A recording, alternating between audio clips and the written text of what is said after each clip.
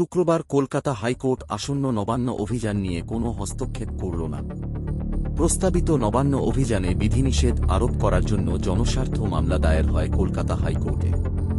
সেই মামলায় এই মুহূর্তে কোনো হস্তক্ষেপ করল না বিচারপতি হিরণময় ভট্টাচার্য ও বিচারপতি হরিশ ট্যান্ডনের ডিভিশন বেঞ্চ। 4 সপ্তাহ পর আবার এই মামলার শুনানি হবে। বিধিনিষেধ আরোপ চেয়ে মামলা করেন এক আইনজীবী। আগামী 2-7 আগস্ট নবান্ন অভিযানের ডাক দেওয়া হয়েছে। রাজ্যের তরফেও এ নিয়ে হাইকোর্টে যায়।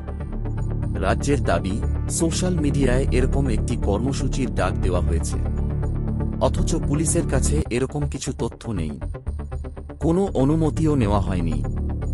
অন্যদিকে গত বৃহস্পতিবারই আরজি কর সংক্রান্ত মামলা চলাকালীন এই নবান্ন অভিযান নিয়ে সুপ্রিম কোর্টকে এসওপি দেওয়ার কথা বলেন আইনজীবী কপিল সিব্বল। সুপ্রিম কোর্টের প্রধান বিচারপতি ডিওয়াই চন্দ্রচূড় জানান, আমরা এ বিষয়ে কেন বলব? আইন তার নিজের মতো চলবে। আইন অনুযায়ী পদক্ষেপের ক্ষেত্রে রাজ্যকে কোনো নিষেধাজ্ঞা দেয়নি আদালত। তবে নির্বিচারে গ্রেপ্তারও চলবে না, তাও জানিয়ে দিয়েছে দেশের সর্বোচ্চ আদালত।